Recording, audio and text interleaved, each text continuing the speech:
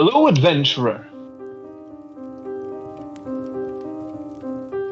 Welcome to the Arcane Ward, a library of stories and adventures of those who came before. Here we invite you to sit back, relax, and enjoy this tale named Ashes to Embers. An exciting narrative of danger, adventure, and humor the likes of which you have never seen before. We thank you, and we hope you enjoy. All right. Well, with that, we'll go ahead and hop into tonight's episode of Ashes to Embers. Yeah, let's do it. Previously on Ashes to Embers, after our party half of our party was able to make it out of the Obsidian Labyrinth, after a brief fight with Cicero Corinth, where it was discovered his nefarious plans and dastardly deeds in which he was planning. Our party then was able to reconvene, gather a group of people, and pursue Cicero Corinth through the Obsidian Labyrinth, where they found him and beat him literally the crap out of him. He deserved it. After which, Cicero was handcuffed and thrown into the highest tower with an anti-magic prison. It was then our party discussed with the leaders of the city of Babylon and decided that it was necessary to raise Babylon to the sky. After going around within the next 22 hours, bringing as many people into the city as they could, Babylon was torn out of the ground and sent flying through the skies of Sinis.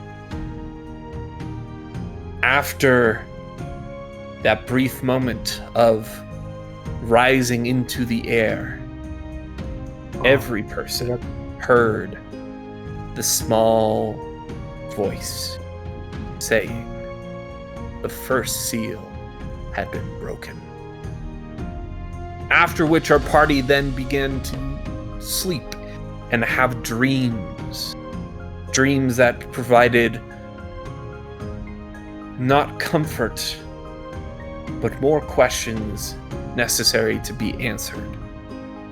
After awaking, it was then a kind of a mad scramble around the city of Babylon as Virion discovered that magic, specifically tied with resurrection, was no longer working.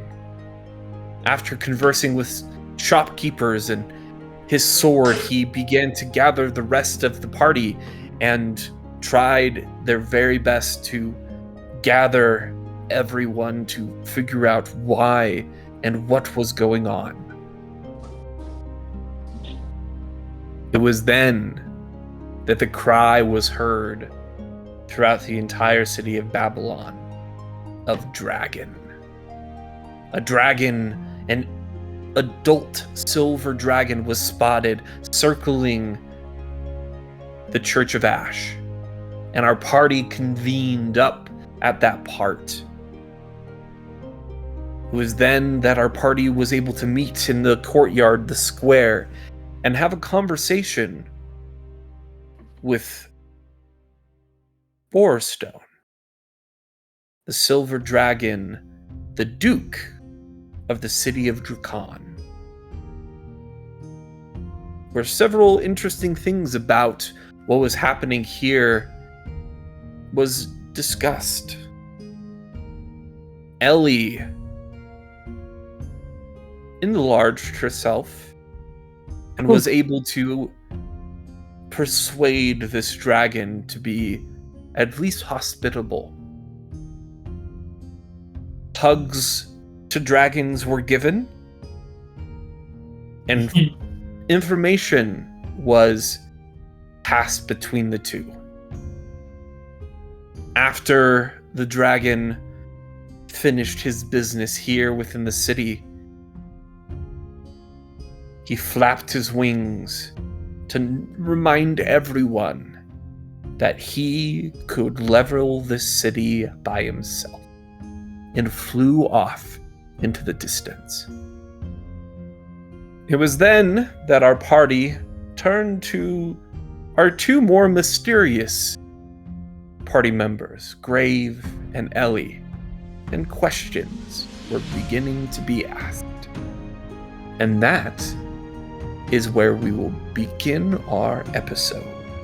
As you all are standing in the courtyard, a little bit dumbfounded of what just happened with Ellie, who's currently curled up in like a small, tight little ball like a cat, snoring softly, and Grave standing above you, telling you all a little bit about himself. Ah, yes. Where do I begin? So you want to know more about me and how I know dragons? Well, I have been in the servitude of these dragons for quite a while, but I am much older than they are. In fact, I believe, I don't know how old I am. This is just the current life that I choose to live after my failure to protect my king and his child. What you see now is a more humanoid form where I have vowed to find his murderer. Might need some of Caleb's reminder help on this. I was in a group of 5, correct? Yes. And I was here when the world was created, correct? In servitude of her? Not when the world was created, but Sorry, I don't recall. But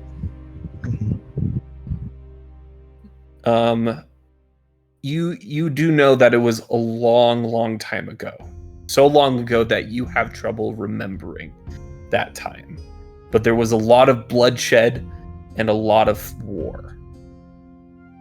yes, I believe that actually the land was here, but there was at the time no cities in the sky. That did happen as that transpired as I was here. I've heard about it, but it is so long ago I don't recall. But that is how I came to know my friends and how I became protectors of the royalty in the Dragon City. And all I remember is those pirates that killed the prince's son.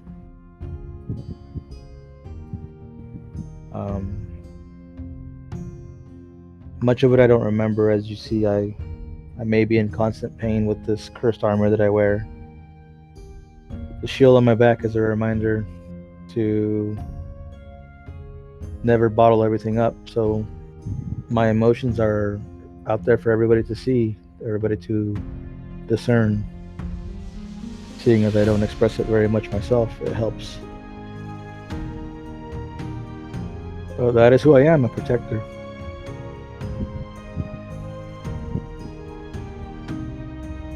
That's all I remember. You might be able to jog my memory with some things, and I'd happily speak on it with you, but I believe that's the greater portion of what will satiate your wondering-ons about me. Fascinating. Seems legit. As long as your past doesn't get in our way or harm us, I think that we're all going to be fine. Well, my past, no, but if you consider my not-so-friendly dragon friend, there may be some of those around. Many a dragon are like him. There's only so many variables that you can control. We'll deal with the dragons as they come along, but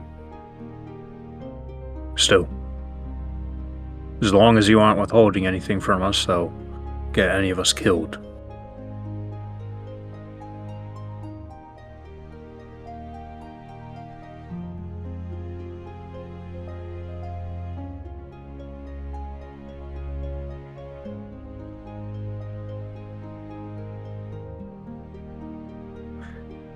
You go whisper to Ellie.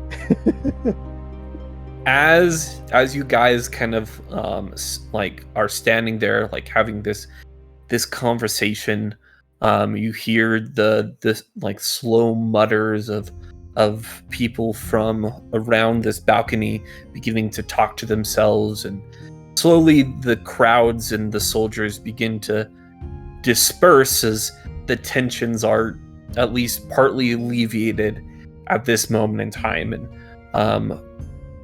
the heralds that had made it to the courtyard at this moment in time, Ophelia, the Herald of Secrets, and the Herald of Commerce all kind of make their way up to you, and you see Devon Toriel jumps off of the balcony where his soldiers were and begins to make his way over to you guys. And as they begin to approach, all of them are kind of like calling out in like a jumbled like mesh of different voices of concern and wonder of what just happened. And the voice that kind of like pierces through like Ophelia kind of, well, what are we going to do now? It seems that we are on a course to the city of Drakon, and that is, well, based on our information that we have gathered, that's the place that we don't want to go. But if we don't go there now, then the dragon will be offended that we aren't meeting with and she kind of, at this moment in time, she kind of sits down on the ground. You can tell that she's a bit overwhelmed by all of this. And Devon kind of like steps up and turns to you all, and it seems that you all, well, he kind of points to the Ellie, who's currently like asleep on the ground. What is she? I'm not sure. And I would like to animate my shield, but turn it on its side. Kind of create, like, how large is she right now? Ellie, how large are you right now? Do you fit on the shield is the main question. I would say I am my normal height of around 2 feet tall. So she would probably fit on your shield. Yeah. Yeah, so I'll like gently pick her up and place her on like the inside of the shield to where it's like kind of curved. And a little bit padded and stuff, yeah. Yeah, a little bit. So she can at least like float around and follow me while she is passed out. And I'll like take out like an animal skin or blanket or whatever and toss it on. And like as you kind of do that, Devon kind of like steps up, like he's like about to demand more answers of those kind of things, and the Herald of Commerce kind of like steps in. I think that they kind of just saved the city from this dragon, so, and apparently now the problem with the scale is figured, so I think they can keep. They don't owe us anything. They just saved the city for a second time, Devon. We should let them. We would perhaps like to have a conversation later, but thank you all for your help. And Ophelia kind of calls from the ground as she's kind of, at this moment in time, after she has sat down, she kind of lays back, her head in the grass, her arms spread eagle like she's gonna do a snow angel. She kind of moves her head up like, yes, you all are heroes of the city once again, and oh man, what would we, it is, it's crazy how much we've come to rely on you all. But we should have... Yes, I'm just gonna lay here for a moment. And she kind of closes her eyes and... I just want to say, sorry. When he said... when that guy was going off about how we don't really owe the city anything at this point, I just wanted to say that Varian perked his head up and just like, "You're absolutely right."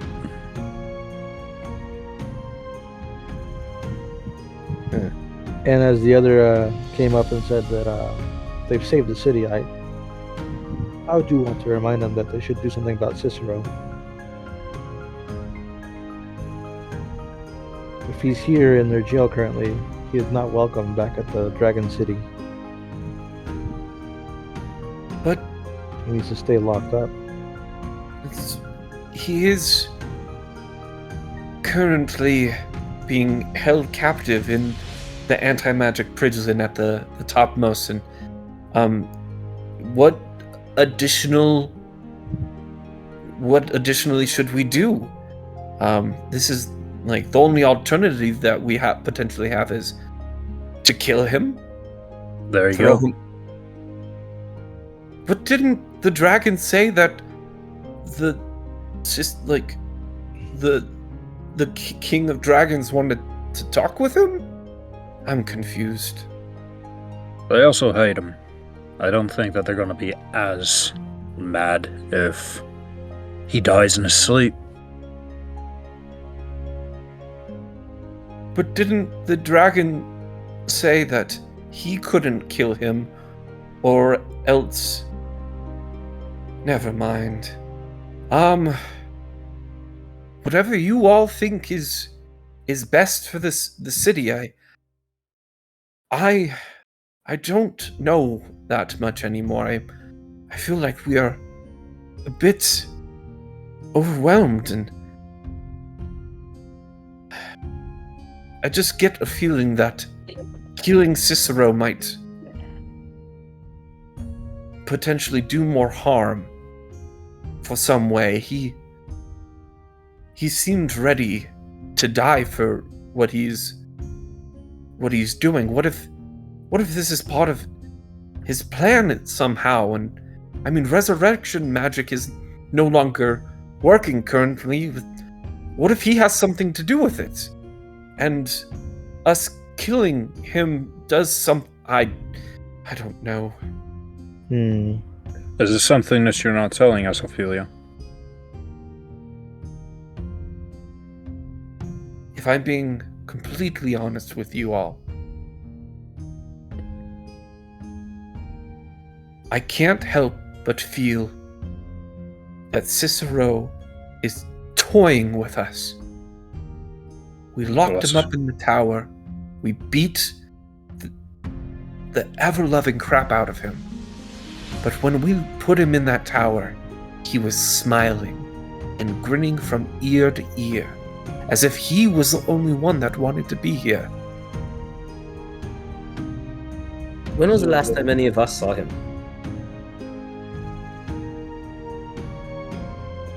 Yesterday, when a day and a half for myself, maybe. About 22 hours, maybe not at least 22 hours. Yes.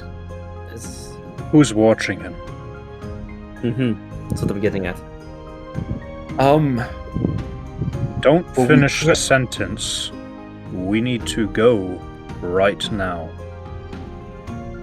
Very well. Very well.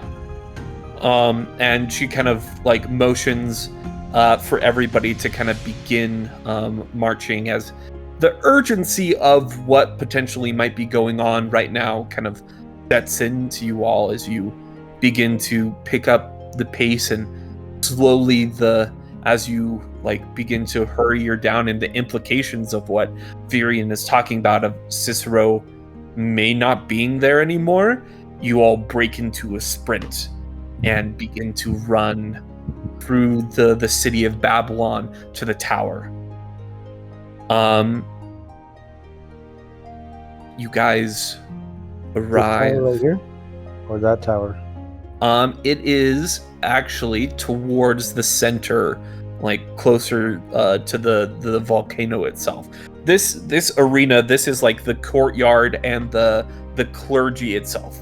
All of this is like the Church of Ash, like several different classrooms, the temple itself.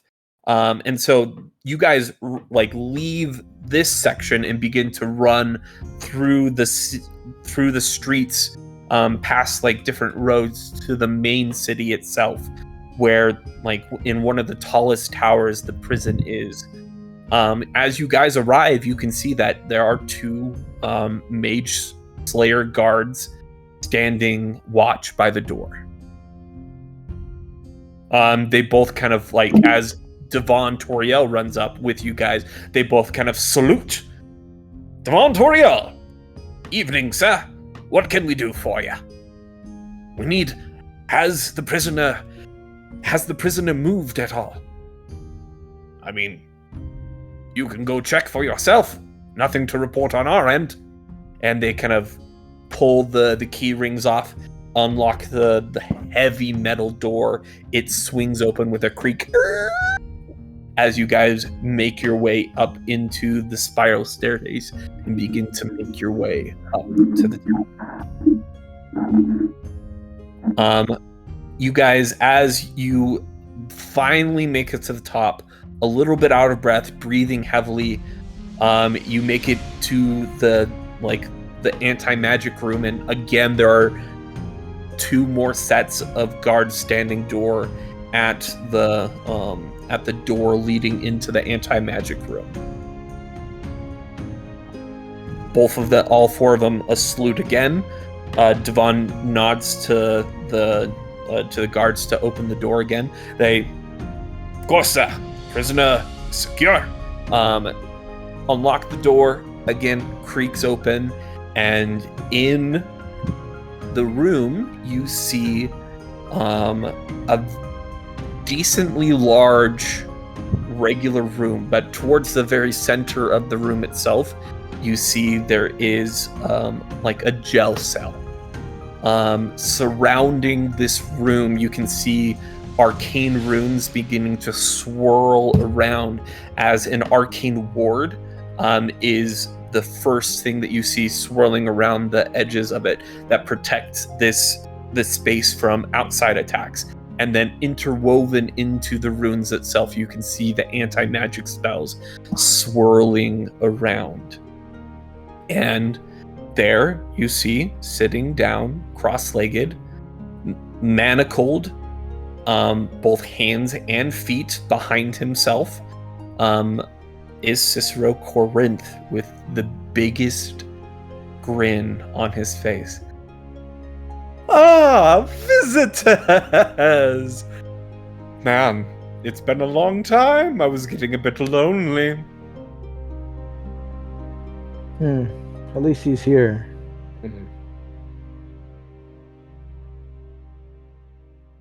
Who has like really good like insight and like perception checks? Who's got like some of the best of those? Maybe I do. My passive perception. I don't think I have but I don't know if insight. that's going to apply in this situation. I'm Oh, yeah. on the You do- investigation. I have decent insight. Yeah. My insight's a +5. Whoever would like can make some insight checks. You I get can a make +8 to insight. insight, investigation, insight or investigation. I'll allow people to roll those. I have a +7 in investigation. Definitely use it.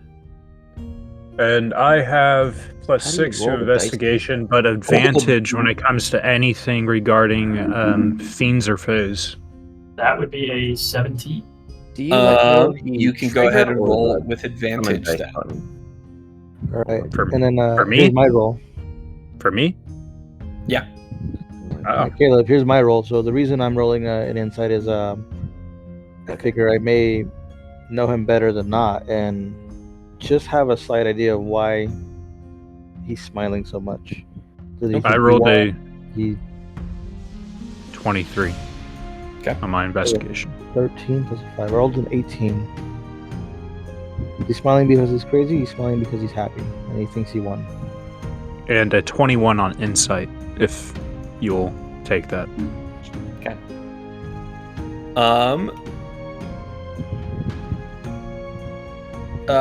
We'll go ahead. Grave, what'd you roll? An 18 insight.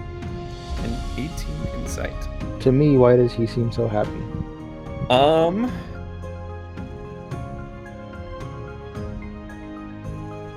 with an 18, you get the sense that he is completely insane, 100% crazy.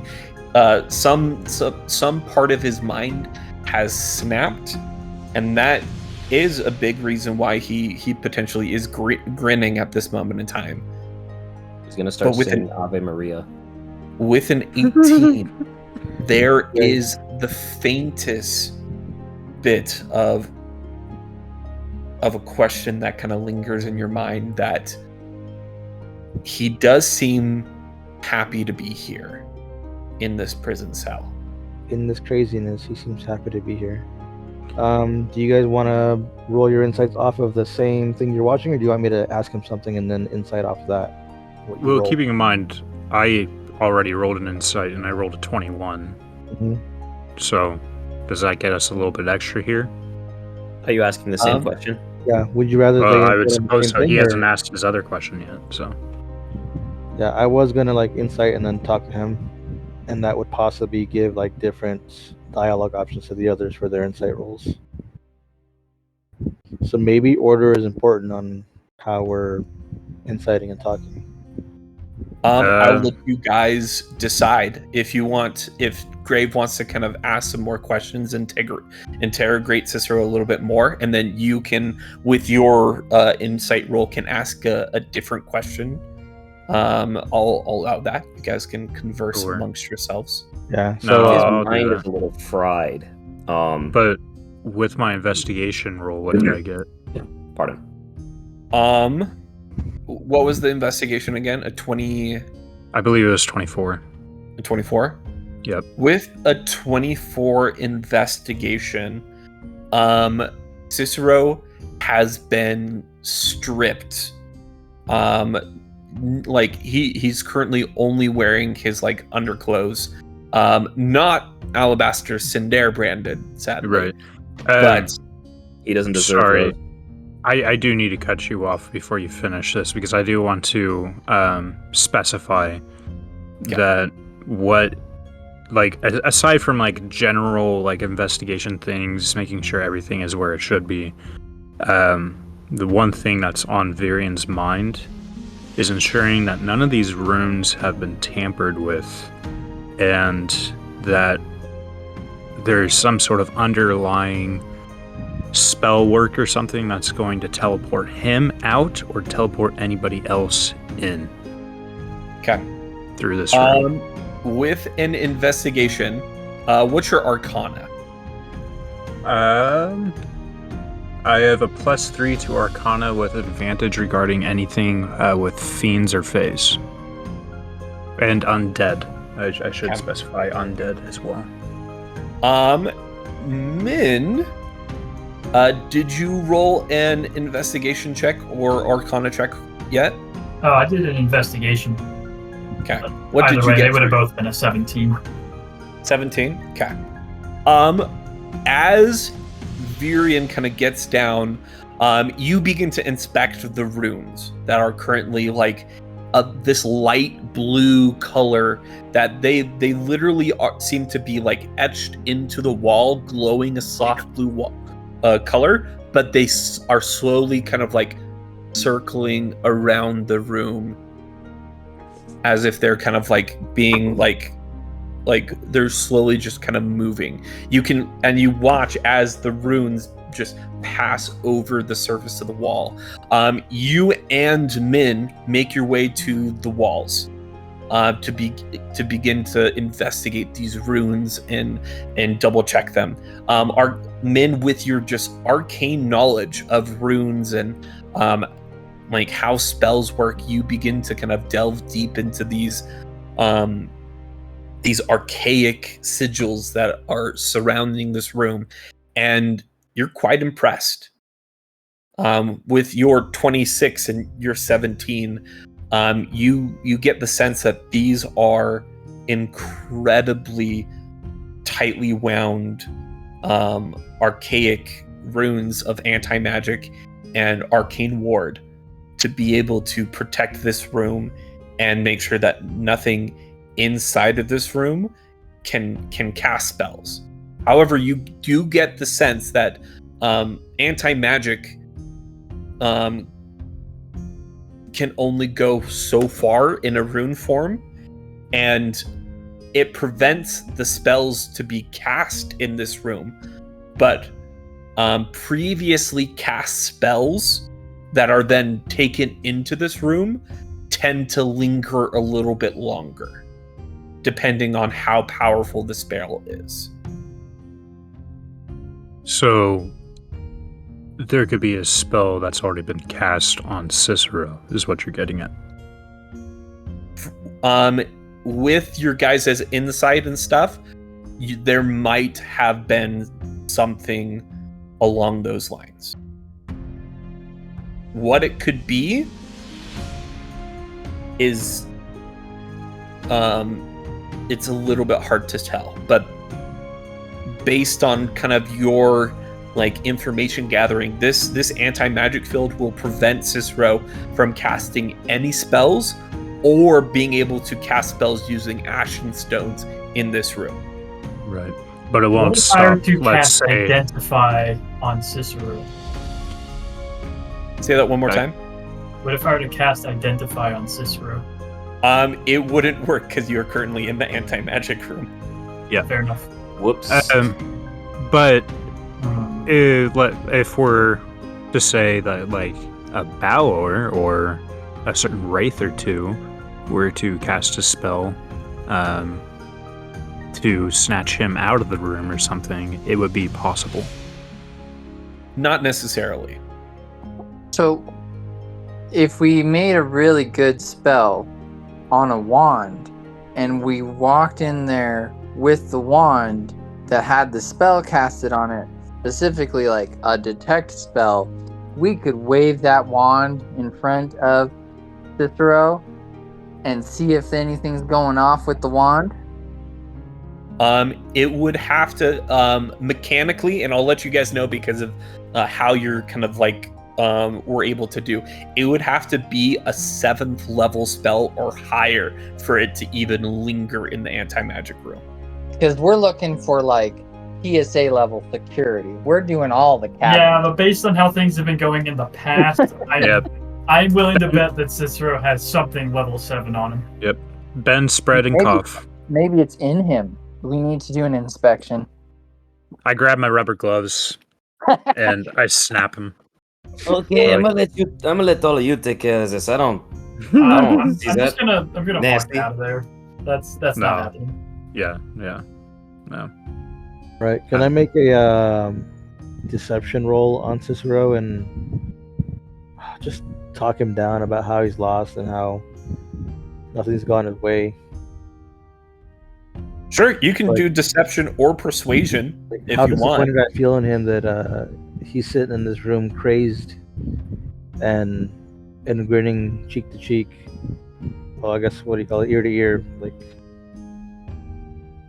So let's roll it and see if I can talk that well. It's a plus. I'll be helping him in all of this too. Okay. Because So you I'll be can go involved in the with you can conversation. roll with advantage. No then. bueno. That's a 12 total. You- So You have advantage. advantage. Veering okay. is helping, so you can roll with advantage. That's really good. 25, right? Yep. Okay. 17. What specifically are you saying in this moment? Oh, let's talk about how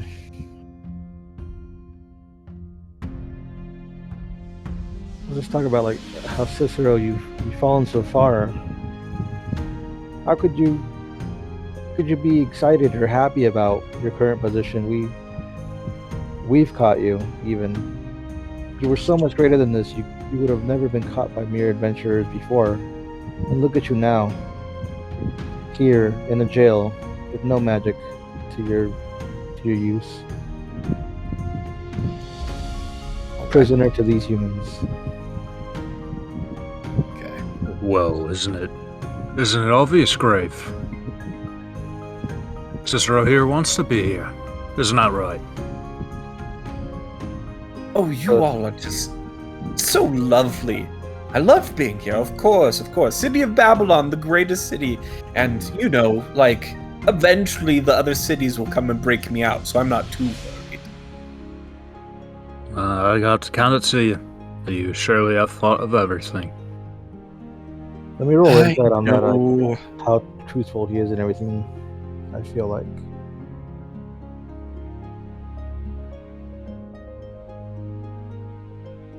Are you telling the truth? 11. 11? 11. Oh god. Of course. Of course he Why is. would I lie? You have already discovered my big plan. Too bad there's nothing you can do about it. You will slowly be hunted throughout the sky by the other sky cities until they find you and destroy you. Oh well. Oh well. You rolled with advantage on that, right? Not on that one. Do I have advantage on several rolls? Yeah, I'm helping you with all of your all your Very well. checks. Well, let's try that again. There's a good chance I won't roll better than that. Is it a 6 again? Oh crap. 11. Yeah. 11. All right. The game really says 11. Yeah. Okay. Hold up, I just want to see if it's stuck on 6. It's not. Okay. We're good. You're You know, just 6. You know, Cicero, I've been doing this for a very long time. And I have to hand it to you. Out of all the lunatics that I've fought, slain, and imprisoned, you are by far the worst. And even here, in this room, where you are essentially powerless, not completely, you're still one of the most dangerous. You see the smile spreads even wider. Why, Virian, that had the semblance of a compliment. Take however you would like. What that means, Cicero, is that whether you manage to find your way out of this room or not, as long as I draw breath, I will always be on your tail. Oh, Virian. See, I like you. Me and you, Virian. You know, we're a lot more alike than you think. Both me and you, I can tell it in your eyes. We're willing to die for our cause. Our cause. Elaborate. Our own individual causes. I can see it in your eyes. You have a mission, something that you're working towards, and you are willing to die for it. Me and you, we're not that crazy. I think we are much more similar than you give us credit. I'm sure we are. But you know, that old saying of keep your friends close and your enemies closer sort of deal. Fair enough.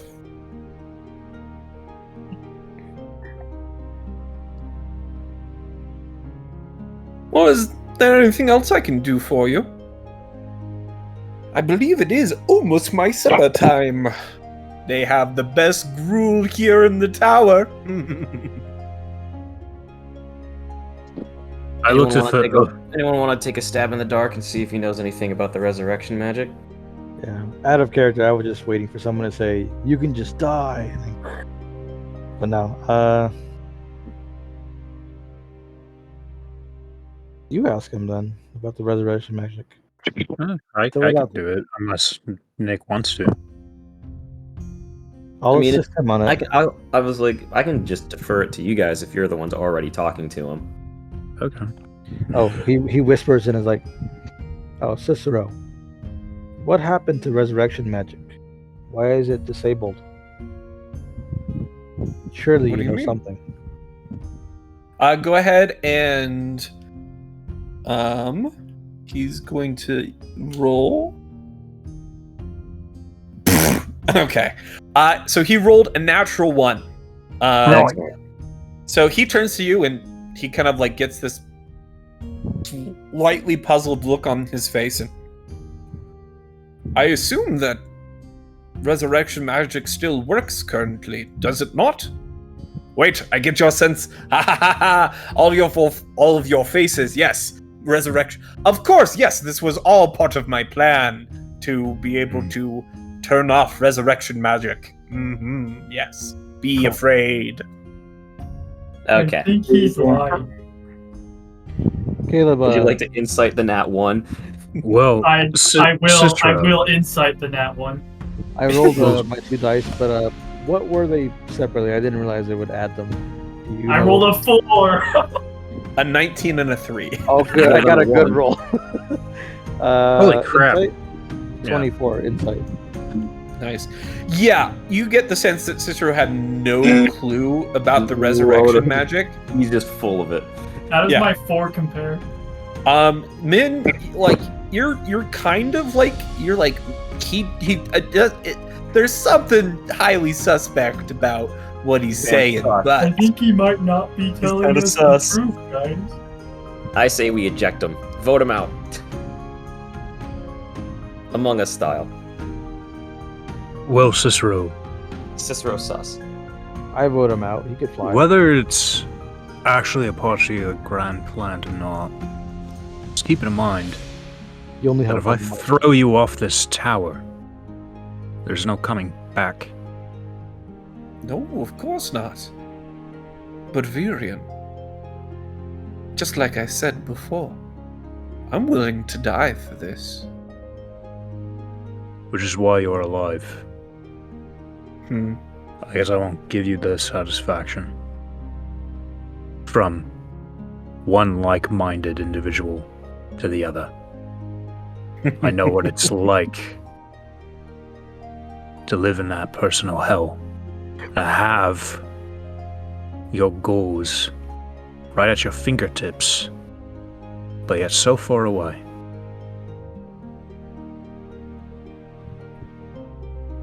You see his smile for the first time since you guys entered kind of falls. A snarl kind of passes over his face. You think you know anything what I'm going through? Yes, we are the same in a lot of ways, Blood Hunter. But in this one, we are different. You will never know the sacrifices I have done for this city. Well, then why don't you tell us? And you see he kind of sits back, kind of folds his arms, and just kind of turns his head away. Ah, the silent treatment. Just like a true toddler. Well, while we have you, and you gotta sit up here and wait, is there anything I could get you? Maybe a bottle of milk? Some apple juice? Crayons? Crowns? No, wait. Yes, wait. Go silent again. Turn in to look away. You watch as one of his eyes begins to follow kind of the arcane runes, and the other one follows them in another direction as they kind of slowly rotate around in opposite directions. As He's kind getting of out of him for the moment. A little unsettling, not gonna lie. You can't do that too? I'm not a reptile. Huh. Well, actually, I guess I kinda am now.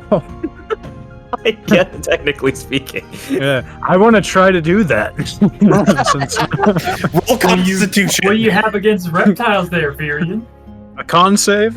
Let's do it. Con That's a save. nat 20. That's a nat 20. 20. My gosh! You all watch as Virian's eyes just go in opposite directions and begin to swirl around. Wait. They get stuck. I'm like, Quick, someone going smack him on the on? back of the head to get his eyes to reset. Oh, thank you very much. I appreciate that. Oh, that was perfect. Oh my gosh. New skill unlocked. I should get like a +1 to perception or something. He gets No, +1 to plus perception when he specifically splits focus. When You he's can now doing keep this, watch in he 2 cannot directions at night. stuff. Oh my gosh. Oh, that is vile. I feel like that's probably one of our new clips. That's a clip. That was Yep. great. All right. Is there anything else that you guys would like to do here in the tower with Cicero while you guys are here? Meh. I did have one question, but he seems like talking is not going to be happening at the moment, so I will save it for another time. I would like to do 2 things, at least. Well, the first, one, is he behind bars or he's just shackled in the middle of the room? He is behind bars and shackled in the middle of the room. All right. What are the easily 2 things you wanted to do? Right. Thank you. Since he's behind bars, I can't really like reach out and pull his like shirt collar back. I was I have more base so. hand, When I He's can not support wearing you. a shirt. Oh, he's not wearing a shirt. He's currently in his underwear. He's got a pair of skivvies. Nice. Oh, that's uncomfortable. Yeah. Well, I guess there's 3 things here, depending on how this goes. But is a scale back? Is the first one. As you look on his collarbone where you had like cut off like that that area, it has regrown with the scale. Okay.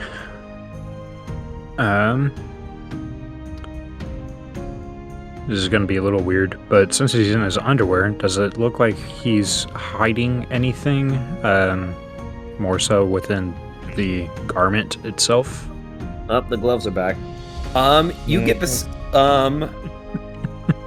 Roll me a perception check. Additionally, you know that he was thoroughly searched, like strip searched, when he was thrown in here. 17. Yeah. I mean, there's a little bit of a bulge, but that's it. Okay. Yeah. All right, that's lovely. Thanks. Yeah, I'm not going to look into that any further. We're not that kind of party. Anyways, okay. The 2 runes that he was following, I'd like to investigate those 2 runes specifically. You kind of walk over to like where his eyes were. It just like nothing appears odd about them. It kind of like matches up to like what you had like investigated previously. It just kind of looked at he was kind of fell back into like a crazy stupor and just fixated on 2 random points and began to follow them. Is he muttering anything to himself? Not at this moment, no. Okay. And like the shackles that are on him, I'm guessing are also anti-magic, so there's probably runes carved into them as well. That is correct. Okay, but from where I was standing, and I feel like as a blood hunter in my history, I would have somewhat of a knowledge on this. Does it look like they've been modified at all? Roll me a perception check or an arcana check. I'll do arcana. Hey, dirty 20. Dirty 20, it does not appear to be modified at all. They seem Okay. to be just as airtight as the room would suggest. Okay. Well, I'm done in the room, but I would more so just want to investigate the 2 guards. standing outside, make sure that they've been screened and are actually that they've not been compromised. Sure. What are you gonna go and talk to him about? Like, what are you gonna like ask them? Like, what questions? At this moment in time, like as you kind of go to talk to the guards, Devon also comes over, like, hey, these bloodhunter, these are my men. I'll be here when you converse with them. Fine. Well, actually then, let me speak to you first. Where did you find them? They have been in the service for nearly 10 years. You look at them and they look to be about 27, 28 between the two of them. Devon they were part of the one of the houses here. They, like, when they reached the age of entering into knighthood, they applied and have been with me these past 10 years. I've trained them myself. This is Torin, Sam. They both salute, nod. Yes, sir, we have been trained as some of the best mage slayers that you will ever see in your life, Mr. Bloodhunter. At ease. Tell me, Torin and Sam, you've been in the service for 10 years? 10 years. Best 10 years of my life. That's right, Torin. Right. Virion kind of grins to that. Where did you grow up? Here in the city of Babylon, of course. Born and raised. Proud patriots. Right. The one thing that's sticking out to Varian is that they've been in the service for 10 years, yet the event that happened that started all of this for him happened nearly 10 years ago. So it's not necessarily a connection, but it does raise a flag. He's not entirely sure how to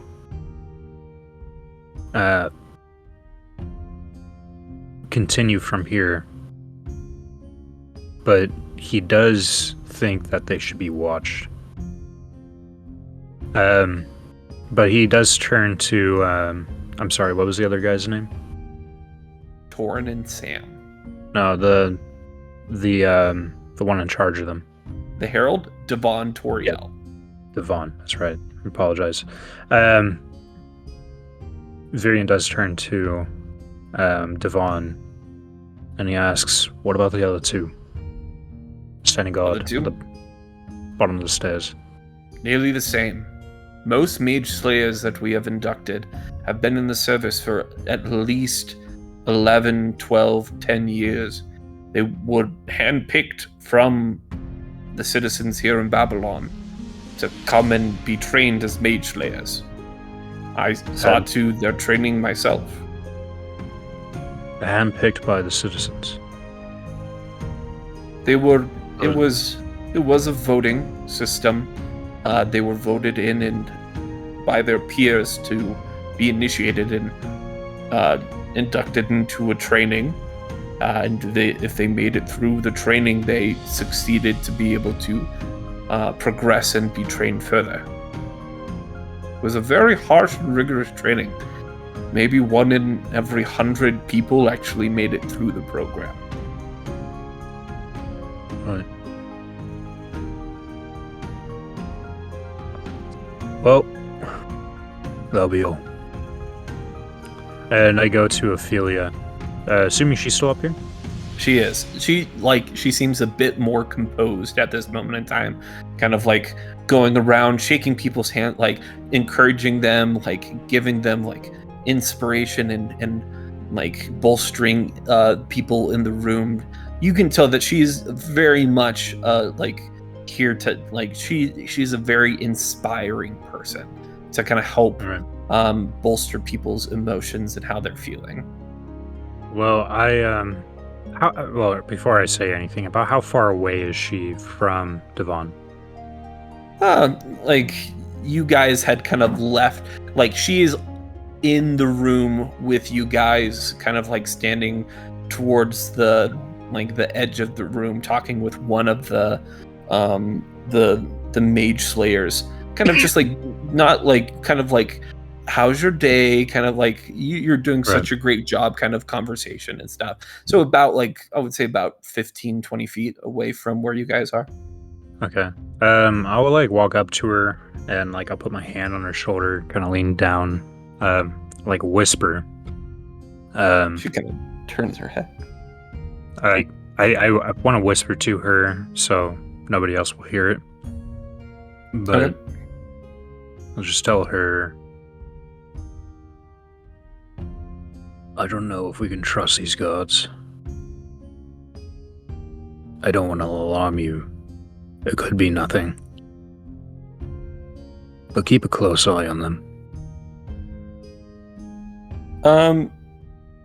You kind of like see her head kind of like slants, like she's considering it, in like a very imperceptible nod and a kind of a slight whisper. There's nothing better to do than being more cautious. I will surround the building with people to watch. In fact, the Herald of Secrets will most likely make appearance tonight and the next couple days to watch these gods. Wait, the Herald of Secrets is coming in? Bloodhunter, he's already here. And you see, as she now points out to you, in one of the darkened corners, you see the feathered black visage of the Herald of Secrets kind of crouched, just like eyes barely open, how kind of covered as now you and Ophelia and maybe Devon are the only people in the room that actually notice him. Additionally, Savage also would notice the Herald of Secrets in the corner, just kind of watching.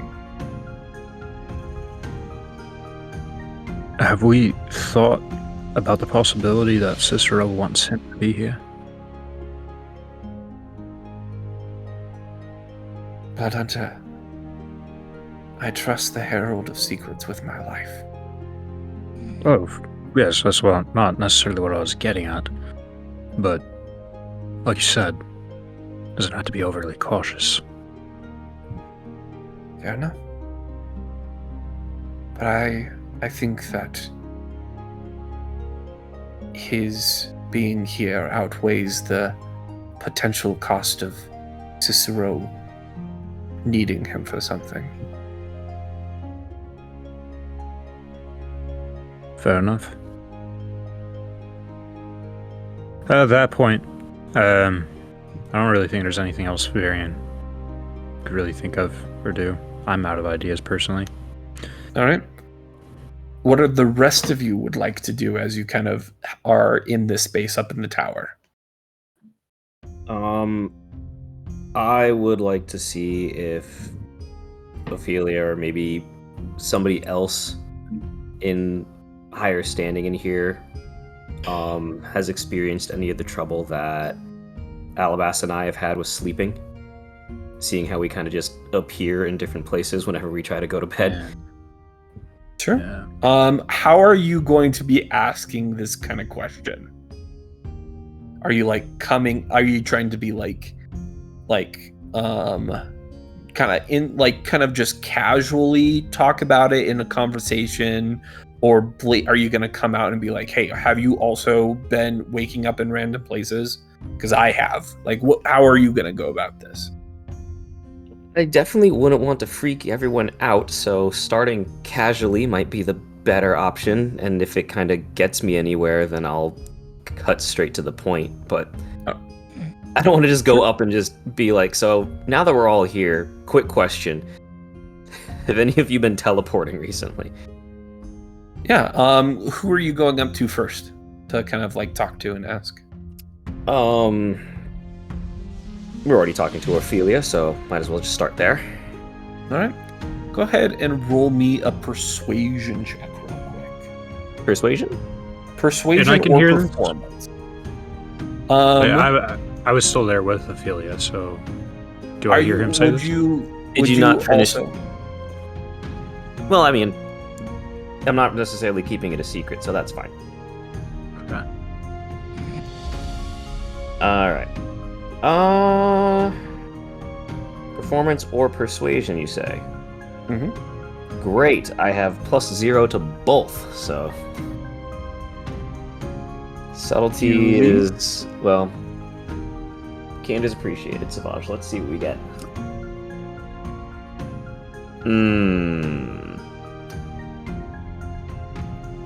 Okay. With a roll of a 6,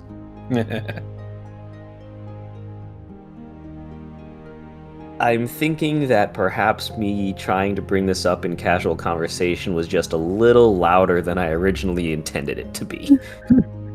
Yeah. You kind of make your way over to Ophelia, nod to Virion, and at a very like, you think it's a whisper, but it's a very audible tone for most of the room to hear. You ask her what do you say?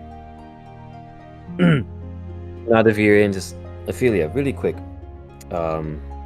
Since we are all here, have you had any strange occurrences happening while you are sleeping recently, perhaps? She kind of raises her eyebrow as like the rest of the room kind of turns to look at you. It's one of those things that as soon as I say it, I'm suddenly aware of how quiet it is. Yeah, everybody's kind of like, it's kind of dead silent. Everybody's looking at you. Virion knows exactly what he's getting to right now, like what point he's trying to make. Perfect. A little help? What do you do? Do you just like look at me like, please, God, help me? Bombastic side eye. Jeez, I didn't expect to get roped into this. I didn't expect it to go this way either. Okay. As I start waffling with my words here, just with a phasing is important here. Have you been sleepwalking, Savage? Well, when you put it that way, possibly. Virion puts his hand on his shoulder and is like, maybe this is maybe this is best a conversation just between the three of us as I look to everybody else in the room that's staring at us. Go ahead and roll me intimidation real quick. Intimidation? Yeah, You're giving side eye to everyone else in the room now. Okay.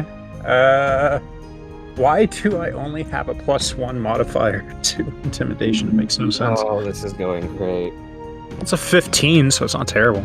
Okay, you watch as the rest of the people kind of look away and begin to kind of converse and stuff. You can tell that some of them are intently still listening to try to pick up on what the conversation and stuff, but that is... And it's just completely zoned out. Just starts tilting his head just out of it. Are your eyes also starting to drift in opposite directions?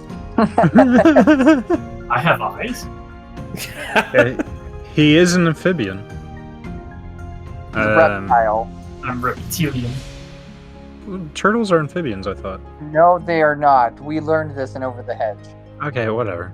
Well, yeah, that's what I was actually thinking of, but I thought, okay, whatever. Can we make that like a mixed canon up. racial trait that if you take any reptile race, your eyes can automatically just do that? Moving on. Okay. It wasn't a no. Okay, so I'm assuming with that intimidation check, we're able to take a few steps to the side and have more of a hushed conversation about this. Yeah, Okay. easily. Okay, cool. Excellent. A little bit more control there. But Virian steps into the conversation. He's like, I believe what the bishop is trying to get at, because I've been experiencing them too, are very lucid dreams. Now, I don't know what he's...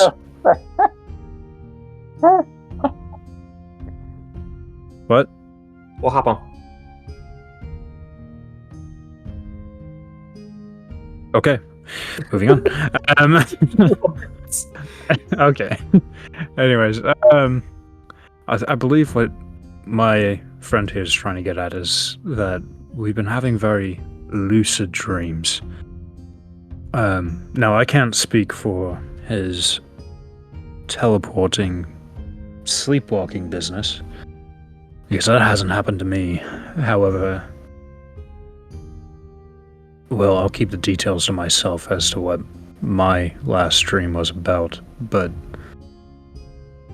it seems like something is trying to reach out and speak to us. So I think, and correct me if I'm wrong, Savage, he's wondering if you've been experiencing anything similar. Mm-hmm. She kind of looks at you both. I have not been experiencing these dreams of which you are speaking of, and I do not believe any of the other heralds have, because as we have conversed about those things. If I may inquire, what have your dreams been about? Savage, I'll let you start on that one. I still remember that riddle limerick thing that I wrote down from the last time I woke from a dream, correct? Yes. I would like to share that. All right. And then I'll also mention how I tried to talk to Alabast about it as well, but he's falling prey to similar bouts.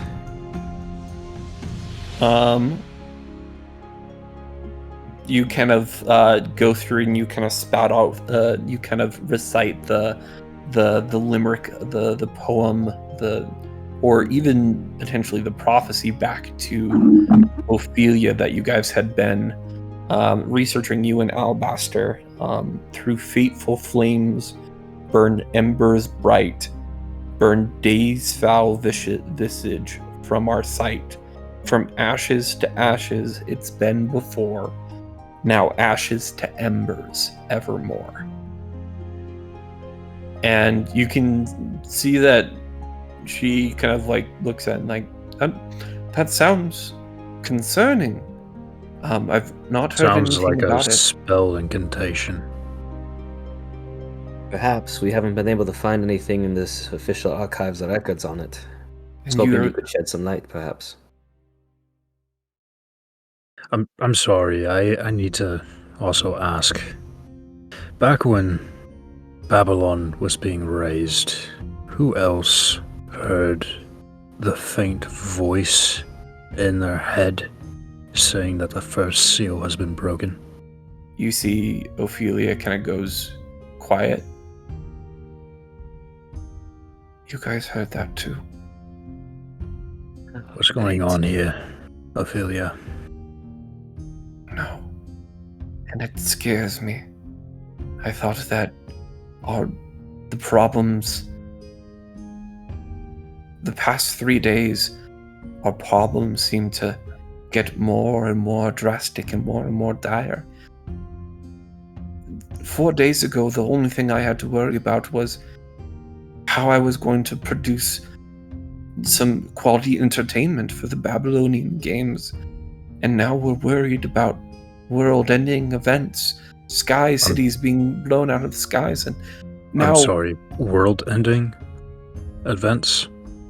with the sky cities, right? If Babylon is taken out of the sky will crash into the earth, so into Sinis. Oh man, that's beautiful. But anyway, yes. So science would dictate that if an entire city or several cities, fell from a large height, and crashed into the planet below, it would be very bad. Some would even say an Oh my Avengers gosh. level threat. Did that y'all a hear piano? the piano? My cat jumped on the piano. Oh, nice.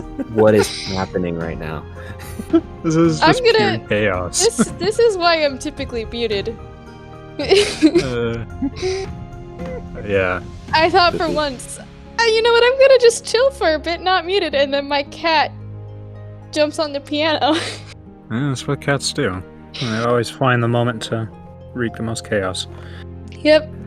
Apologies. Anyway. I'm gonna mute again. This is chaos.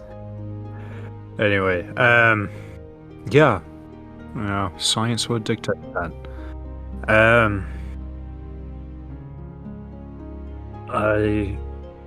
I was more under the impression that this was like a war between Sky Cities, not necessarily a coordinated attack. Okay. Where is Alabaster currently? I don't know. We were in the library and, well, we fell asleep and suddenly we weren't. And then a dragon showed up and now we are here. I was hoping that you had seen him at some point. We have not seen him. Since you all retired for the evening, I've not seen him. I don't believe anybody else has. And speaking of which, has anybody? Where is the Herald of Lore? Min. Well, could we possibly ask the Herald of Secrets while he's here? What his take on this is? I mean, he is literally right there. Just immediately points to the stealthy being in the room. He kind of all of a sudden kind of like is up next to you guys. Is here in this room. He's the Oh my gosh. in the room with us. Wait, I gestured to do that. Look over. Now he's standing by me like, oh, no. He's hovering over your shoulder. And then you hear him speak in perfect cadence and mimicry of your own voice. Is here in this room. Is he he's a Kenku? He is. Okay. Oh boy. This should be fun. Yeah. Alright. So is it just Herald of Secrets, or does he actually have a name, or? Jonathan. That's perfect. I hope that's not copywritten. Well, yeah, I mean, he's now standing here, so... Jonathan! Yeah, Jonathan. His name is, he kind Jonathan. of nods his head to you guys. If his name is not Jonathan, I'm out. Fine, you guys changed his name. His name is Yeah. Jonathan Thorne. If you repeat it enough to him, since he's a Kenku, it'll just stick. Please don't sue us for copyright infringement. Jonathan For a name? Thorne. We just spell it with a G. Yeah, it's nah, not a I Copy J. a name, No one we're will not know. copying a character, they can't do anything. Okay. Anyways, yeah. So I look at him. I'm like, oh well, you just kind of appeared out of nowhere. I tend to do those things. Yes. Fair enough. We, I, more so, was curious what your take was on some things that have been happening. I'm sure you're aware of. For Yes. starters, it seems like Savage, Alabaster, or well, did you say Alabaster also was riddled with Mhm. these? Yeah, so I wanted to make sure that I was correct on that. So Yeah, he and I Savage- are experiencing pretty much the same things. I don't know if he's been getting the dreams, but the teleporting or the sleepwalking has been for sure happening. Okay. Yes. For Alabaster, it seems it's been going on for longer than it has for me. And I've also been plagued by dreams as well. Plagued by visions. Yes. Secret. Plagued by visions. Trade secrets. I secret tell you. You tell me secret in return. Secrets. Yes. Yes. The sky's not actually blue. That's no secret. You tell me secret, I tell you secret in When he return. says that's no secret, I look genuinely surprised, but just don't say anything. Okay. Oh, okay. We'll touch on that topic later. We're gonna sidebar that. Yeah, so trade secret for secret. Yes. Right. Well, I guess my secret would be that I keep seeing my dead wife in my dreams. And Name. she dead said, name my dead wife? wife. Name of dead wife, yes. Sif. Savage, as you hear that name, you connect the two. You remember that is the name that Alabaster said was the cleric that had something to do with all of the cathedral fires. That's right. I was pulling that up in my notes. Right. That has been on my mind. Her name Wow. was Sif. She was a lady of the Church of Art, a cleric.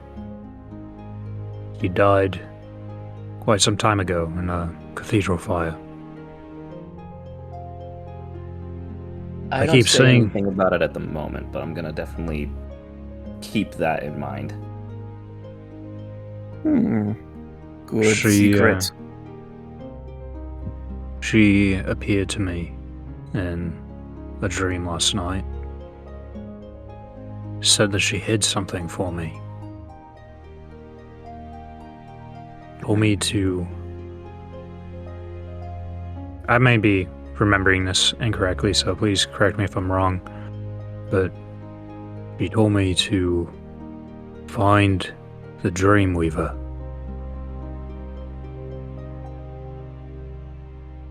I'm not sure what it is, but we met a famous bard on our way here by the name of Story. We actually brought him along with us. And he tells tales of the Dreamweaver. So it's definitely a big concern of mine. However, it may not be so much of a secret to you, but when we ascended, we all heard a whisper that the first seal had been broken. We're just having trouble connecting the dots. Secret. All right. Secret for you. Important secret. I've been compiling. Savage, De La Guin, Virian Shelby, all members of Church of Ash have been experiencing dreams and waking up places they have not remembered traveling to. All Every- the clergy, at least high-ranking clergymen. The more powerful in the organization, the more powerful cleric, the more often these dreams seem to be happening. Well, you know what they say. One's a coincidence, two's a conspiracy. That doesn't seem like a chance. Doesn't seem like coincidence. If it's all of them, then this is a wildfire. Ironically appropriate. So far, once every 5 days, nearly 10 to 12 high-ranking clergymen will disappear from chambers and wake up in others. I've been tracking this occurrence, but have not been able to see how they are moving or when they do it. Has anyone been injured or worse because of this? I do not know. I am concerned. Total Min is your name, correct?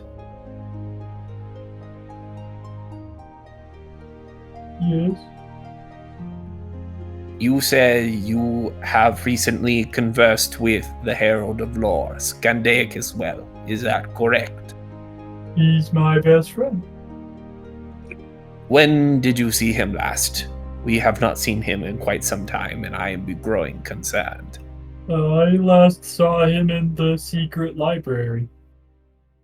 There is a secret library now? There's a library? Yeah. A In the secret. library, in the library. You see a very concerned face. Now that is a secret right there. Kind of a very secret. concerned look kind of passes over Jornathan as he... Master Turtle, could you please take us to this secret library? No. I have lost communication with Scandaic as well recently. I can't take you to the library. We agreed to keep it a secret for a little while. You see a look of exasperation comes across his face.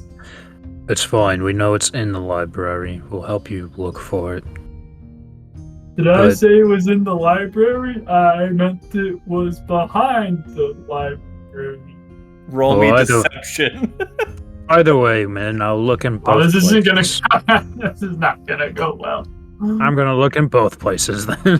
10. What was that? 10. A 10. To the library. Post haste. We must converse with Scandaic as well. How long has it been exactly since you last saw him? 23 hours. Oh, I So- saw him yesterday. Around the time we ascended. Mm-hmm. Around the time that we ascended, yes. Okay, I'm making a connection, but I don't want to like jump the gun here. If one of the heralds were to be killed, would that break a seal? Only one way to find out. Oh, my best friend is dead. We didn't do anything. And with to that, the library. you guys make your way out of the library. Out of the tower and towards the library. Again, the library is this massive, completely stone, like obsidian, like construct. And as you guys like begin to approach it and stuff, you guys make your way to the front door. And as you guys Excuse me. reach out to put your hand on the doors, who reaches out first? I will. Virion, It's assuming some guard would have done you it. place your hand on the door, and luckily you are immune to fire damage because Oh no. as you place your hand on the door to kind of push it open, it is like your hand would be scalded from the heat coming from the inside of the library. Do I feel the heat? You feel the heat, yes. I tell everybody to stand back, I pull out my like shield. far back, and then I kick open the door with my sword drawn and ready. Okay, as you kick open the door, flames like explode out of the doors. Also, sorry, Ellie, but my shield dumps her on the floor as it goes back onto my my buckle. I'll catch her. I need everybody to go ahead and make me dexterity saving throws, besides Virian, because you're immune to the fire damage. But as you kind of like, well, actually, no, because you tell everybody to step back, so nobody takes the fire. Step back, I turtle down. Yeah, as you I backed up. I don't want none of that. impact, doors burst open, flames race out, and you can just like, as you guys are standing back, immense heat, and at this moment in time you see the very top glass dome shatters. An explosion of fire rages out as apparently for the past 20 hours the inside of this library or so has been a raging inferno, and nobody had noticed because most of the library itself is made out of this like heavy marbled obsidian. As Virian, you finally kick open the door, air rushes in, and a massive explosion as new oxygen rushes into the library, and whoosh, like the top of the library explodes out in this fiery whoosh. Everybody, what would you like to do? I'm currently in my turtle shell, so I can't really do anything. Is there a Balor? You do not see a Balor at this point in time. Do I have any you just want that do Balor we have any here. spells that could put this thing Most out? definitely. But no, I'm walking into the library. I feel kind of like a badass, honestly, walking through fire. Viren, you step into the fire, and as you step in, you take your bag off, you throw it to the side because your vials of poisons and such exploding might not be the best thing. But yeah, and I guess the bag of Butler burning too would be unwise. So you take your bag off, your satchels, you throw it to the side, like your shirt comes up, riddled with scars, massive six-pack, like. Yeah, y'all are gonna see some Baldur's Gate content here soon. Oh no! And you rush into the flames. Yeah. I'm really, really happy that I have that tattoo. I'm gonna need it. What are the rest of you doing as Virian kind of rushes into the flames? I can't just let him go in there by himself. I'm going in. No. All right. Savage, as you rush into the flames, you do take. I see him doing this. I'm telling him to get back because I can't do anything if he dies. Well, I've got resistance to fire ever since I had that dream. Yeah, you don't. Virian doesn't know that. So you run into the flames. Viren, you hold your hand out to stop him. As the flames lick across Savage, you can tell that they singe him a little bit, but they don't do as much damage as they should be doing.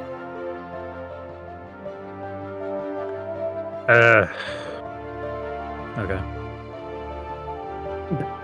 I mean, he still has the same, outlook, same opinion. Like, you're still getting hurt. Like, yeah, if there's something in here, like what he's thinking could very likely be in here, it's best if it's just Virian.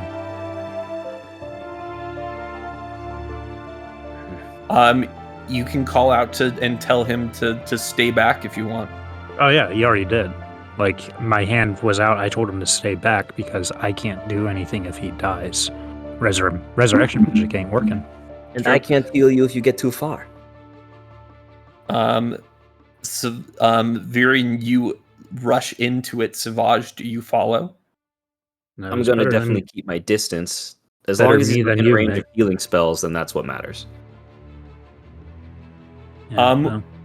Okay, go ahead and roll as you kind of like enter in. The first, like as you rush into the foyer itself, you're going to take 4 points of fire damage from the initial rush. But now go ahead and make me a dex check to see if you are able to kind of position yourself in a place to avoid the majority of the flames. Dex. All right, 1 second.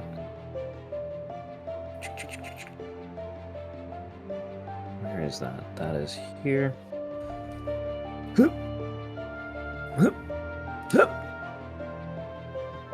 16.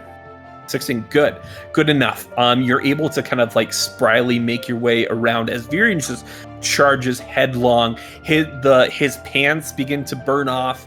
Luckily he has like flame retardant underwear that keeps it at least like a little bit more PG as he's rushing Yeah. through.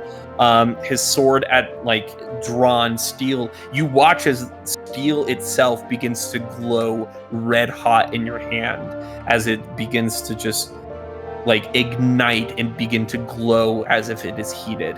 Savage. Yes. When you make that point, do I hear Steel saying anything? Like, is Steel getting damaged? No, she's not. Okay. I want to make it clear because I don't want to like keep interrupting you. If it gets to that point, I will toss her out of the room. Okay. All right.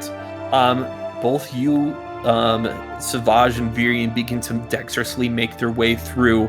You finally make it out of the foyer into the library proper. Here, the fire has, like, it seemed to have burned a little bit longer, and so there's still flames around the outskirt. But at this moment in time, you see that the entire library is smoldering piles of it. Like most of the bookshelves, like the fine carpet is like smoldering as you begin to make your way through, checking left, right, up, down. Fearing you don't notice anything at this moment in time. He's looking specifically for a source. In case. Can I cast Detect Good and Evil while we're in here? Sure. Yeah, that's good. All right, I will do that. As you spread, you grab a handful of ash from the ground, you spread it out as this, like the ash impacts the air, begins to move outward in a cloud, and you begin to sense. And currently in this library, there are no evil forces, but you do sense one good ping on your radar. Okay, good news. There's nothing bad in here. Bad news, there's something in this fire. We need to get it and get out. Where? I'm assuming this detection would help us pinpoint Yes, this you get the location, right? general direction, and it's towards the secret room. As you guys race through, you find a door that has been partially blown out and like burned like down. As you guys are able to drop your shoulder and impact it. And as go ahead. I will say that after I bust through the first library door and I notice the huge explosion, I'd want to like squeeze through this door because I don't want to mimic the same. That's valid. You are able to. If this person behind the door is susceptible to fire or not, and most likely they are. So for sure, as you are able to kind of make it through, kind of like squeezing through, as you make it into the secret library room. You get the sense, and as you begin to look around, this is the epicenter of the fire. And as you push your way through, you notice two things. The first thing is No. Oh, what? Ah, shoot, my headset just died. it's tragic.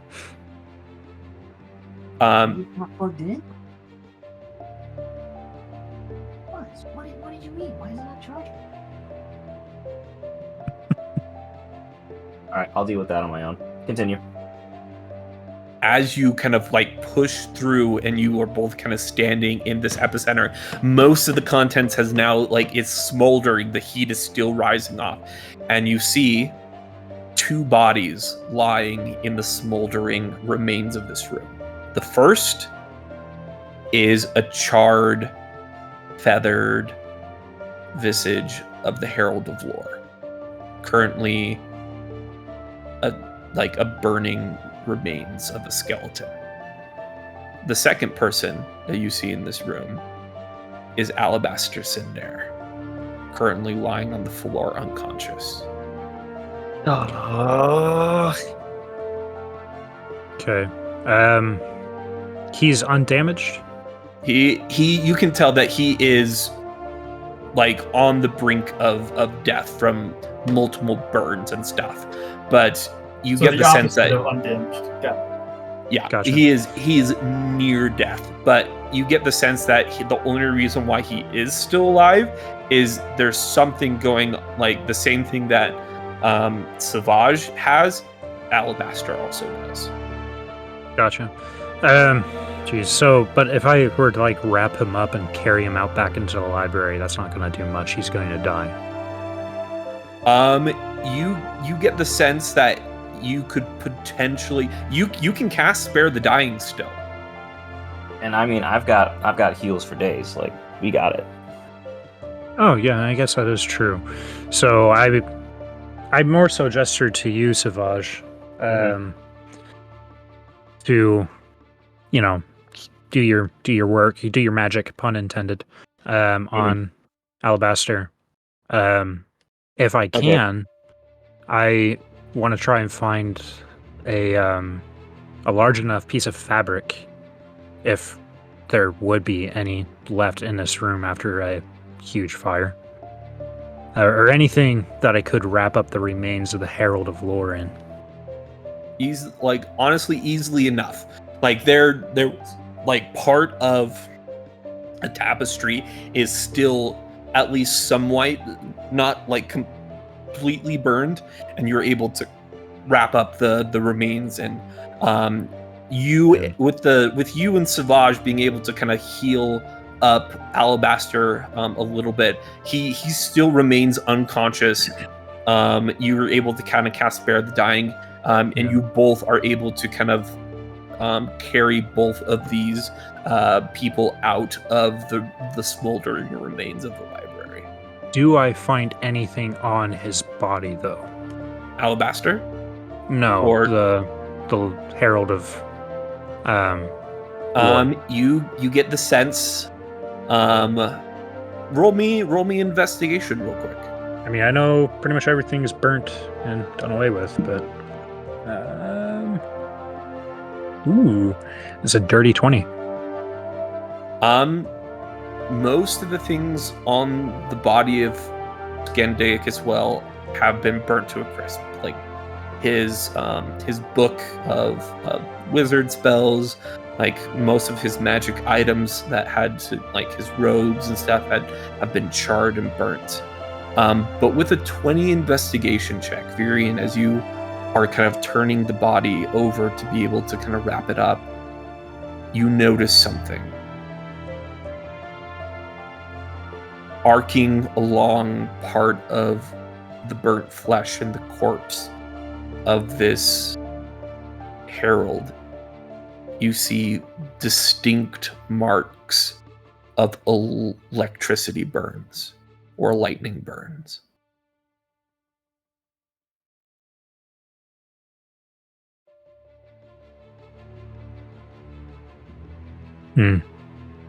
What kind of dragon was this here? And not dragon, but if you remember from your encounters with the Balor. Oh right, yeah, they do. Yeah, I drew a blank on that. Wonderful. So I get the sense that it was here. You get the sense that it was here. Okay, is there anything in the room that survived, like, not biological, I mean, just anything worth of importance, like scrolls, Like information and artifacts, stuff. anything. Just anything in the room that survived in the secret library. Roll me investigation. This is a DC 30. I can't pass that. I have a modifier of 6. All right, see if you crit. Nope. Can I help with that? Since we're I'll both allow there. that. Okay. It's the same exact roll. Unreal.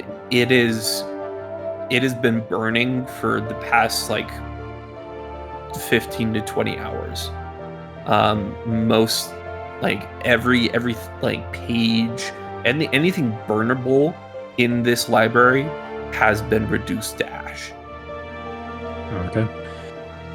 Well then, on that note, I'll finish wrapping up the Herald's body.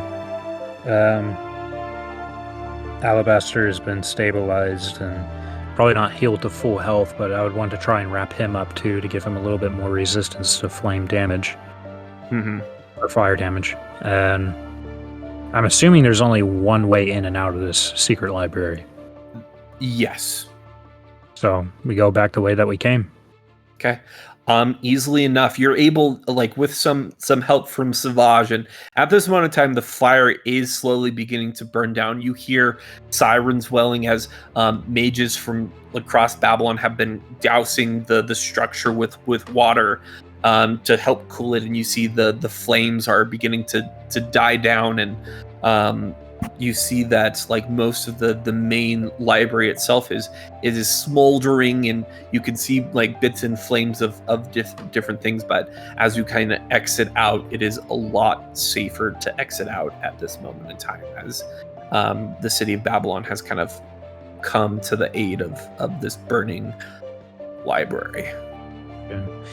Well, I make my way out of the library and I get back to Ophelia and the Herald of Secrets, and I don't say anything, but the look that I'm giving them,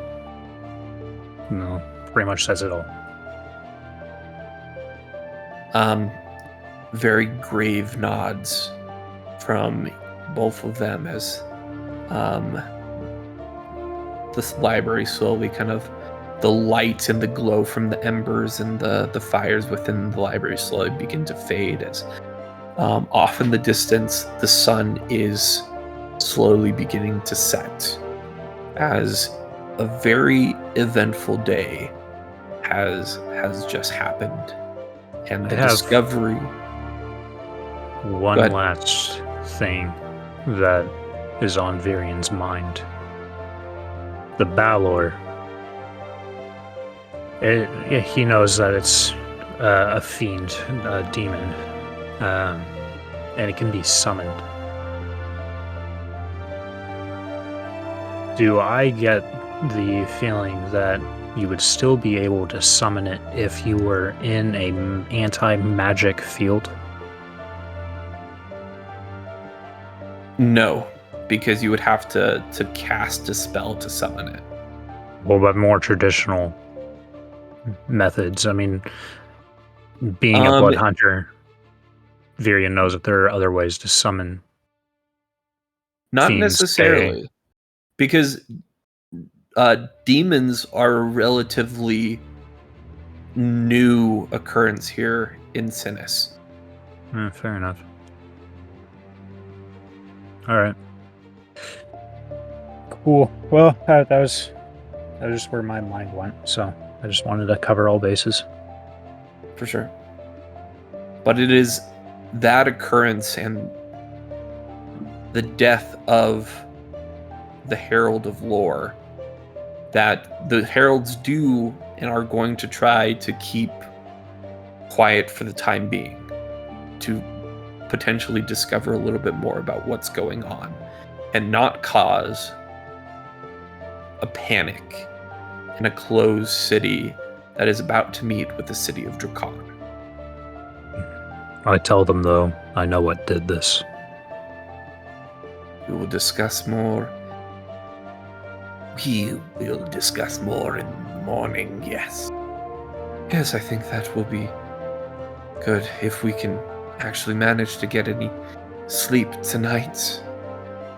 In all fairness, we never know if we're gonna make it to the morning. It was here. Without us knowing.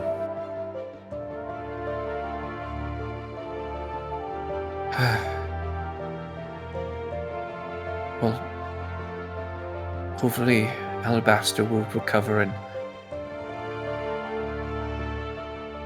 potentially shed a bit more light on this situation.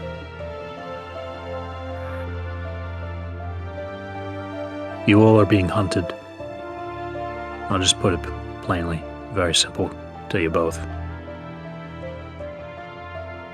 Watch your backs. And trust me. And the Herald of Secrets kind of steps in. Or maybe whatever burnt down the library was covering his tracks for secrets found within the secret library. Both could be true. Still, trust nobody. And watch your backs. Very well. And with that, they part ways to kind of prepare for the evening. Now, Clayton, as the evening kind of is progressing later into the night, you begin again to work on your projects, I assume. Yes. Now, at this moment in time, on the morrow, you guys will be arriving at the city of Drakan. It is kind of an important thing to be prepared for the worst. And this importance, this urgency, does a lot to inspire you and your father, Richard. So I will allow you, if you would like, that instead of 2 days to finish your projects, you will be able to finish your projects tonight, but you will take 2 points of exhaustion.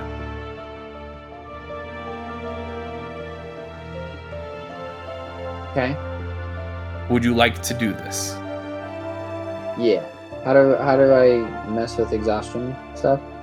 So it's on your character sheet. So I believe the second point of so first is disadvantage on ability checks.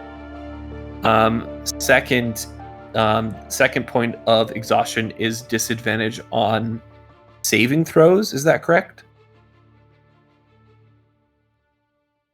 Anybody want to fact check me? It's half speed.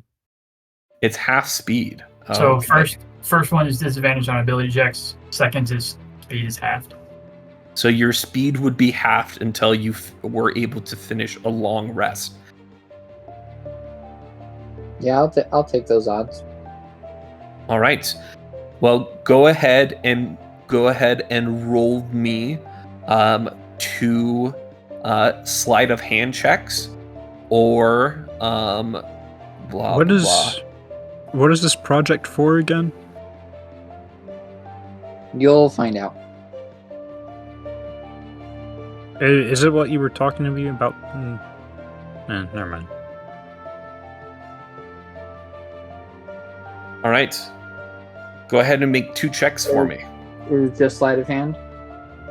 Sleight of hand or wisdom. Just a wisdom saving throw. Oh, I'll take the sleight of hand check. 1.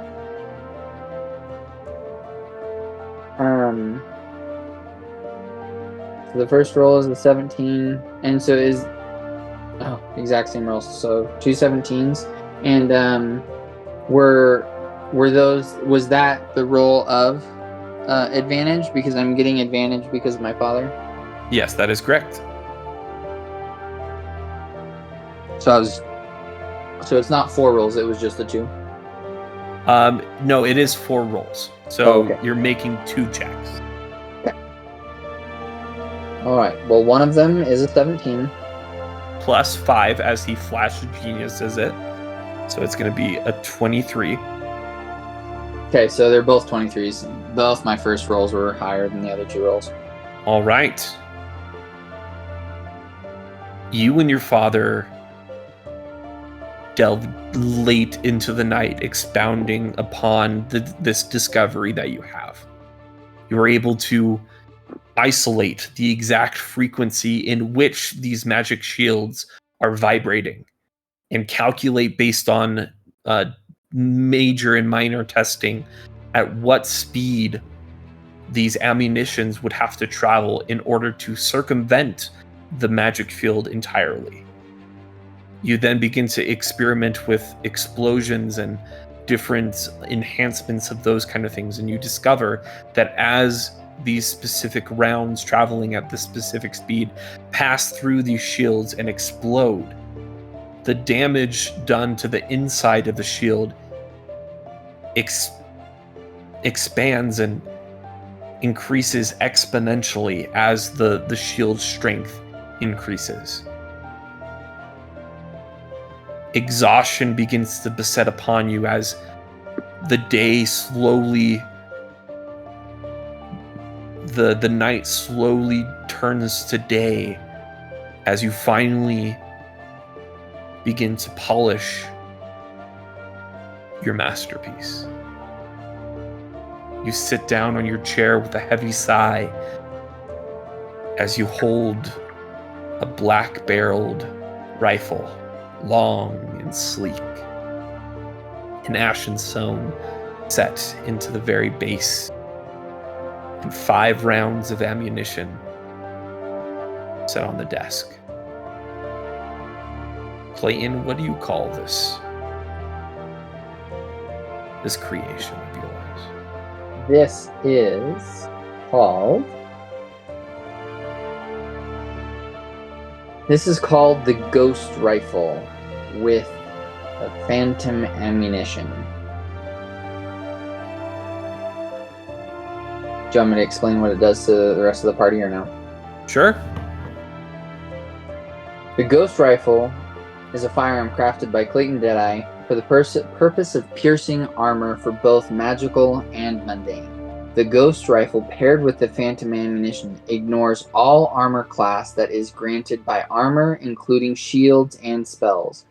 Ghost requires 1 attack action to reload. For every 2 points of armor class that is ignored, there is a plus 1d12 fire damage to the roll.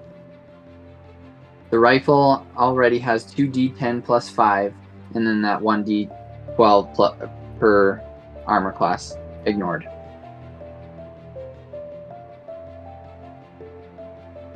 Additionally, and this is just the beginning. You finish work on the larger version. Something that can be potentially introduced to help defend the city against dragon attacks. At this moment in time, you are completely exhausted. You've stayed up all night. Your father is kind of like standing beside you, on your shoulder, kind of like, well, we did it. This is by far the best work I've ever seen. Clayton, I am, well, proud of you. The town that helped us initially get started with all of this would be proud. Now, as long as it's only used for protecting those who need protecting and not devastation.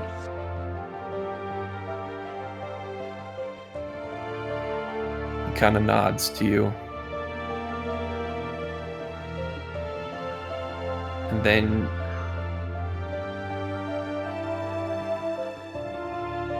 kind of turns Back to you, Clayton.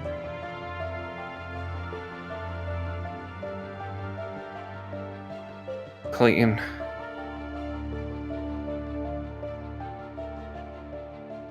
I hope you can forgive me.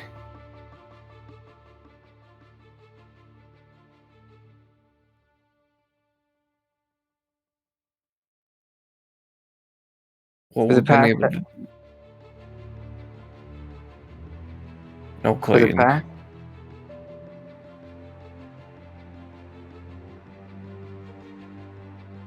Yes, son? What'd you say? I said for the past.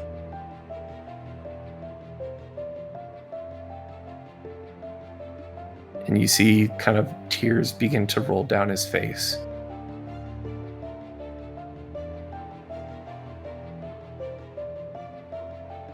These past 2 days have been the most amazing of my life. Being able to spend my time here with you crafting this. And I'm ashamed for what is going on.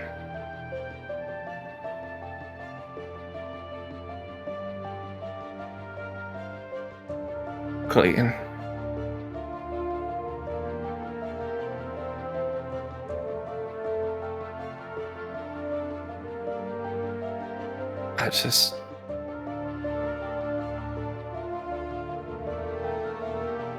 The Sky Cities aren't coming to destroy us. Cicero's plan is... And at this moment in time, the door boom, explodes inward and a rush of air kind of comes in. And all of a sudden you see your father is picked up from the ground by this invisible whirling whirlwind.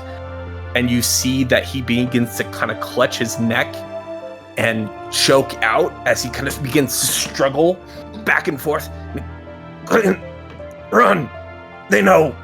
I told you! Cicero's planning something different. Find him! You gotta stop him! I gave him... I'm sorry. He's got your mother. Roll initiative. Ah, god dang it. It's just him, right? That Just was him. so close. That was so close to an 18. Fine. 13 is my initiative roll. All right. That is a natural 4 for this assassin.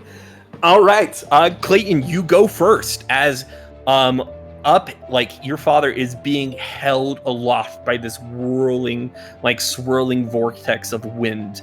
And as you kind of look and stuff, as the sun is beginning to rise and stuff, it's a little bit difficult to hear. But here in this kind of dimly lit workshop that you have, you can see 2 glowing red eyes where the head is. I take a few steps back, so then that way I'm not going to I don't know, what is it called? I take a couple steps back so I can take aim, and I actually use the ghost rifle. All right, you immediately turn around. With one fluid swipe, you grab 1 round of ammunition from your desk. With a fluid motion, you throw the rifle, the locking mechanism back into the thing, you close it, and it locks into place as you load the phantom rifle. You take aim, and you have 1 shot. Go ahead and roll to hit. Oh gosh, dang it. Really? 11. Do you want to use a grip point? I don't know if that would make it so then I can... You can roll with advantage with a grip point. Is it with advantage for these ones? I get mixed up the grip points of how they specifically work. No, come back.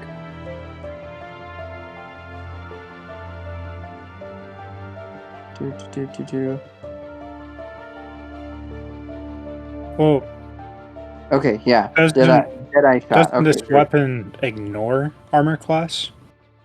It does. From magical means, Natural armor class is not associated with this. Okay.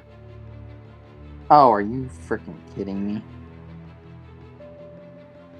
13. You are also lucky.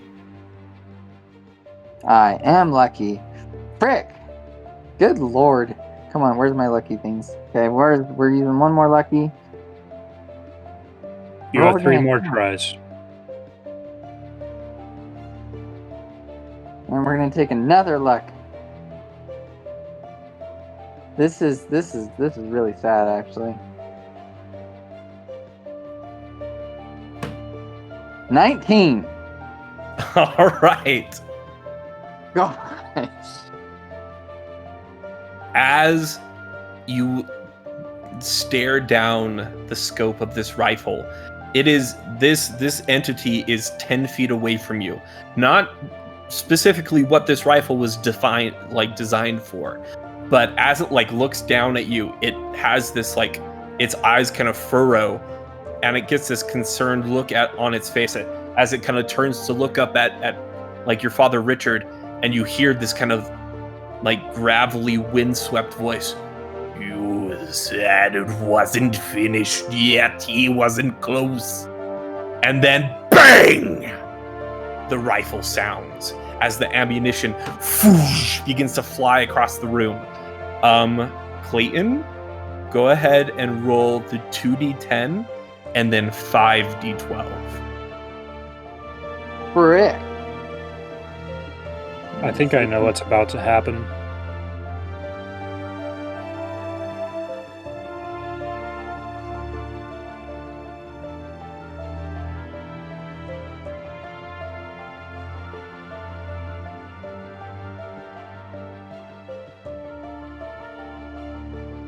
That's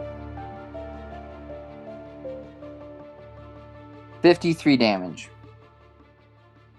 As the bullet impacts right in between the glowing red eyes, you watch as the eyes vanish as your father drops from the sky, impacts the ground. His head kind of bounces off a little bit as he's kind of barely breathing, lying on the ground. I admit that is not what I thought was going to happen. Clayton, you rush over to your father, and he kind of his eyes are fluttering a little bit. His neck is swollen and red. He's gasping for breath. You can tell that he is he is almost dying. As he kind of turns to kind of look up at you. Find the captain. He has a note hidden in his hat. He can explain more. I'm sorry, son. Please Which forgive captain? me. Which captain?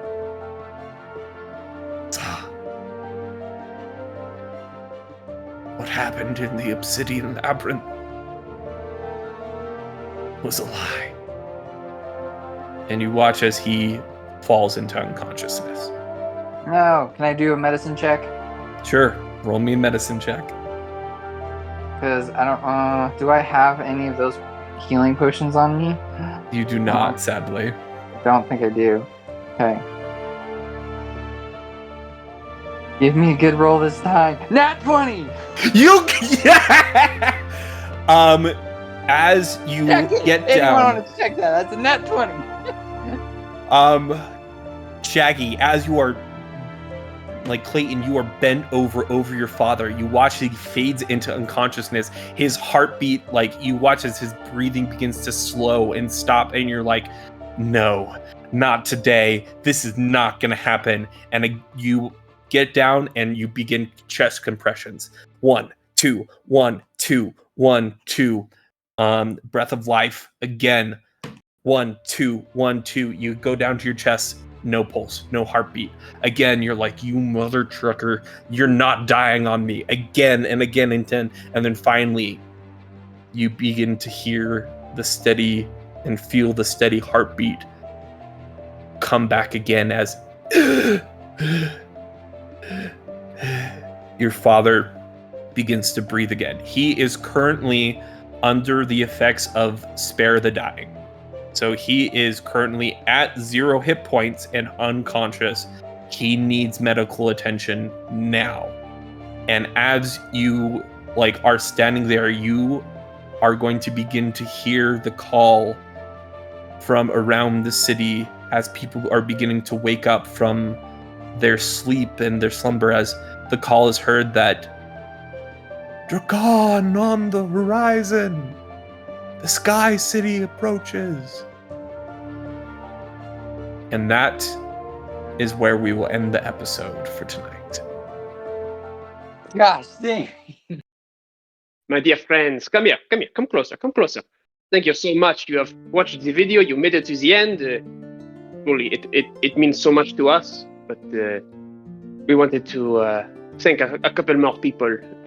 Of course, we thank you. You are one of the greatest people to thank because, quite frankly, we do this for you. This is for you to watch. Other than that, it's just a bunch of friends being idiots together. So, thank you.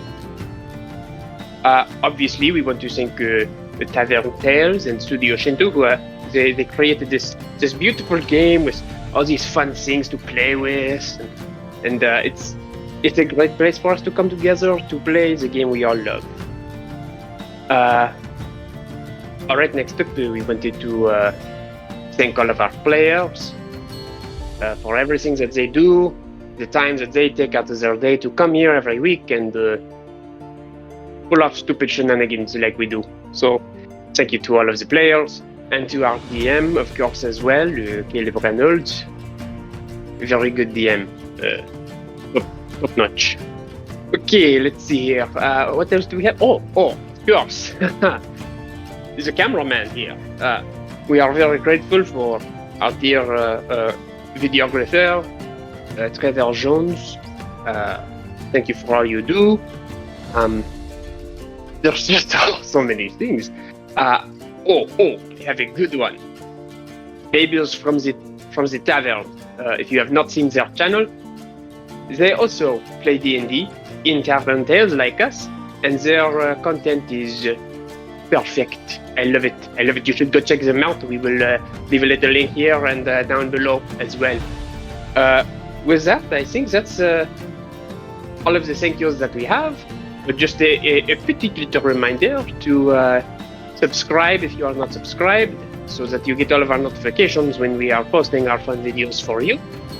And to watch out for the shorts that we will be posting, and then come back here to this video, find the timestamp, drop it in the comments, and we'll give you a little shout out here. So thank you again for everything so much. Goodbye, and we will see you next time on the Arcane World. Bye bye.